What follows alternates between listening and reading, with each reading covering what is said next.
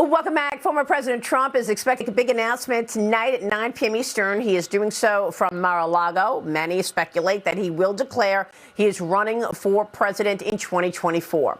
This comes less than a month before the Georgia Senate runoff election between Senator Raphael Warnock and Herschel Walker. Joining me right now is Georgia Congressman Austin Scott.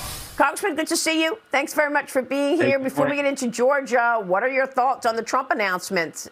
Is it going to impact the Georgia runoff?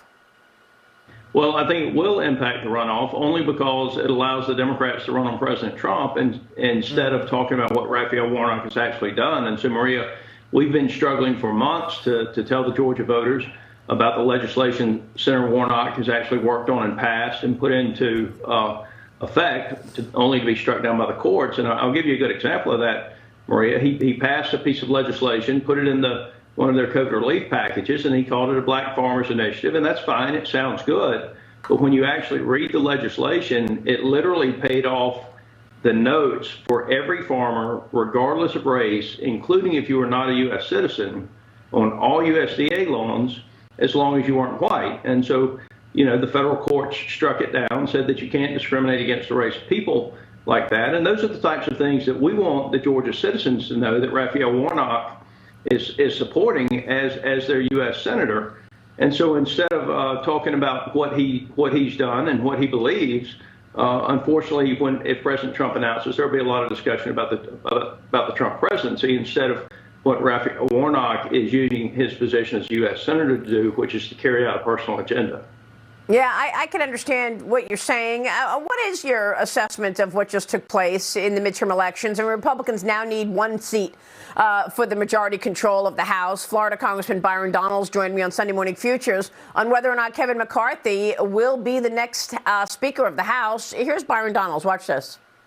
It's just not clear. Members have a lot of questions. We have to actually lay out a demonstrated plan, serious policies that voters actually believe in, and we can't equivocate from that, even in what's looking to be continued divided government, gridlock government. Republican members want to get answers to that, and I think that's going to be critical towards Kevin's ability to becoming the leader and eventually the Speaker. So where is this going, Congressman? Your colleague, Congresswoman Marjorie Taylor Greene, warned that if the GOP does challenge McCarthy, it will open the door for Democrats to have a say on the next Speaker. Your thoughts? Yeah, McCarthy will be the next Speaker of the House. I certainly believe that. I certainly support him. I do think Marjorie's right about this, and that if a hard-right faction of the Republican Party does not allow McCarthy to be seated, then it gives the opportunity to Democrats then to select a speaker and peel off more liberal Republicans, if you will. But when you get to the elections and what happened, I just think all politics is local. And so if you look at a state like New York, where we had Lee Zeldin at the top of the ticket, Lee Zeldin is really the reason that we're going to be the majority party right now, because we won seats in New York where Republicans were excited to come out and vote for him and voted for the House seats as they went on down the ticket. And so all politics is local. When you've got great candidates at the top of the ticket, like we have with Ron DeSantis and Florida, then that works its way down into the U.S. House races. And when you have weaker candidates at the top of the ticket, then the Democrats have the advantage in that state's particular elections. So we're going to be the majority. I think that Kevin McCarthy has earned the right to be the Speaker of the House. I think he will be the Speaker of the House. And, if he's given a chance, I think he will do a good job, Maria. What we as Republicans need people to understand is that we have a very slim majority. And so we will be able to stop some bad things, but I don't think we will be able to do many good things. Yeah, it's interesting to see the effect that Lee Zeldin has had with all of those down ballots. So much success on the GOP side in New York. Why do you think he missed the mark as governor then? Well, I think it's just an overwhelmingly Democratic state. And so if you look at how entrenched the Democrats are in that state, I mean, they won, but we outperformed in the state of New York, and it goes back to having an experienced person like Lee Zeldin, someone who can be a conservative and come across as articulating our message and why our message is better for the American citizens. Crime being an example, border being an example.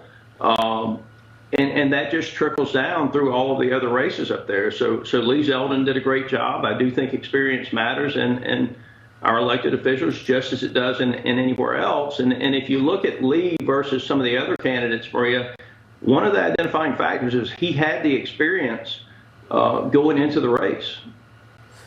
Liz Peek, jump in. Good morning, Congressman. Would you want Donald Trump to campaign in Georgia for Herschel Walker? Would that hurt or help? Well, I think if he's making telephone calls, robocalls, if you will, to his people, his supporters, and making sure that they get out and turn out the vote, then I think it actually helps Herschel Walker. If he's having events where he's standing up on stage and talking more about himself than Herschel Walker in the country, then it can hurt us. And so it depends on the Donald Trump that would be in the campaign, candidly. Thank you. Okay. Congressman, it's good to see you this morning. Thanks so much for weighing in on all of that. Austin Scott is in Georgia this morning. Thank you, sir.